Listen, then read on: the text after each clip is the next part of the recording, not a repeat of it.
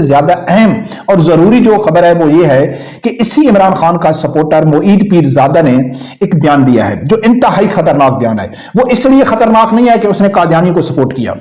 وہ تو سب کرتے ہیں، عمران خان کرتا ہے، شہباز شریف کرتا ہے، بلکہ پاکستان کے جتنے بھی لبرل ہیں، ہم جن کو لبرل سمجھتے ہیں، جو اس قادیانی کے لیے نرم گوشہ رکھتے ہیں، ان کی یہی خواہش بھی یہی ہے اور کوشش بھی یہی ہے کہ پاکستان میں یہ جو قانون ہے یہ ختم ہو جائے، قادیانیوں کو جو کافر قرار دیا جائے گا۔ تو معید پیرزادہ نے بھی اسی کو یعنی کہ مخالفت کیا کہ پاکستان میں یہ قانون ختم ہونا چاہیے۔ یہ کوئی اتنی بڑی بات نہیں ہے، یہ تو سب لوگ کرتے ہیں، لیکن اس سے بیان میں اس نے ایک باریک واردات ڈالی ہے۔ سب سے پہلے میں آپ لوگوں کے سامنے رکھتا ہوں کہ وہ الفاظ جو باریک تھے وہ رکھنے سے پہلے اس نے کہا ہے کہ پاکستان میں یہ جو قانون ہے یہ نہیں ہونا چاہیے۔ بھٹو نے زیادتی کی تھی، جرم کیا تھا، یعنی کہ اپنی سیاست چمکانے کے لیے۔ اب اس قانون سے قادیانی کو غیر مسلم قرار دینے کی وجہ سے پاکستان کو بہت بڑا نقصان ہے، پاکستان نے بڑی قیمت چکائی ہے، برکت اس نے وہی بات کی جو جتنے قادیانی یا قادیانیوں کے جو سپورٹر ہیں وہ کہتے ہیں۔ لیکن اس میں جو باریک واردات ڈالی ہے وہ کون سے الفاظ تھے وہ سنو، پھر اس کے بعد آگے بات کرتے ہیں۔ یہ قادیانی کمیونٹی کو پاکستان کی پارلیمنٹ سے غیر مسلم قرار دے دیا گیا ان کے عقائد کی وجہ سے ایک بہت بڑا ڈیزاسٹر ہے، بیکاز یہاں پر اسٹیٹ جو ہے اس کو آپ نے ایک ایگلیسیاسٹیکل ایونٹ کو استعمال کر دیا۔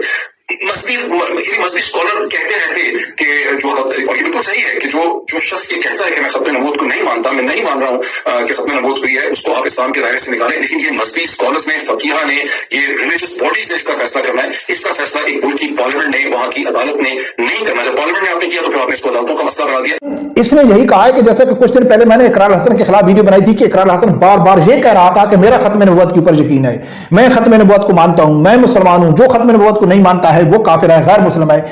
اتنا کسی کے لیے کہہ دینا کافی نہیں ہوتا ہے۔ یہ کہنا ہے کہ کیا آپ جو بیان دے رہے ہیں یا آپ جو عمل کر رہے ہیں کیا اس سے قادیانیوں کو فائدہ پہنچ رہا ہے یا نہیں پہنچ رہا ہے۔ اسی طرح معید پیرزادہ نے بھی کہا ہے کہ پورا یہ بیان دے کے لاسٹ میں یہ کہتا ہے کہ یہ سچ ہے بھائی، یہ حقیقت ہے کہ جو ختم نبوت کے اوپر جن کا یقین نہیں ہے وہ مسلمان نہیں ہے، ٹھیک ہے نا، ان کا اسلام سے تعلق نہیں ہے، لیکن اس کو صرف علماء احرام تک رہنا چاہیے، اس کو پارلیمنٹ کا حصہ نہیں بنانا چاہیے تھا، اس کو پاکستان کے آئین میں نہیں لانا چاہیے تھا، یہ صرف مولوی حضرات تک رہنا چاہیے تھا، عالم دین تک رہنا چاہیے تھا۔ اس سے ناظرین کیا نقصان تھا؟ اسی طرح نقصان تھا جس طرح اس کو سیریس بھی کوئی نہ لیتا، جس طرح بریلویوں کو کہتے ہیں کہ آپ دیوبندیوں کو گستاخ کہتے ہیں، دیوبندی کہتے ہیں بریلوی مشرک ہے، بریلوی اہل سنت جماعت کہتے ہیں شیعہ کافر ہے، اس طرح کے اس فتوے کو فتویٰ لیا جاتا کہ اس کے اوپر کوئی عمل بھی نہیں ہوتا۔ یہ پاکستان میں پارلیمنٹ کا حصہ تھے، بڑے بڑے اہم عہدوں پہ اوپر تھے اور انہوں نے ابھی بھی نقصان پہنچا رہے ہیں پابندی ہونے کے باوجود۔ جب ان کے اوپر پابندی نہ ہوتی یا کھلا بکھلا یہ اسلام کی تبلیغ کرتے کہ ہم کو قانون میں نہیں جانا تو پھر انہوں نے پاکستان کو کتنا نقصان تھا۔ تو یہ ناظرین باریک واردات ہے جس کو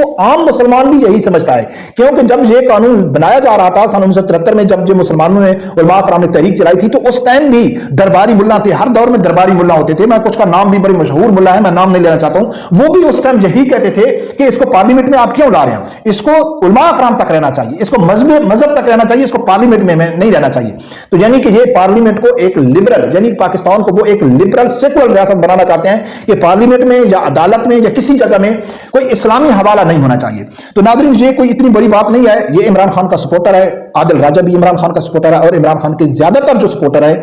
وہ قادیانی ہی ہیں۔ تیسرے نمبر پہ ناظرین جو پی ٹی آئی کے لوگ ہیں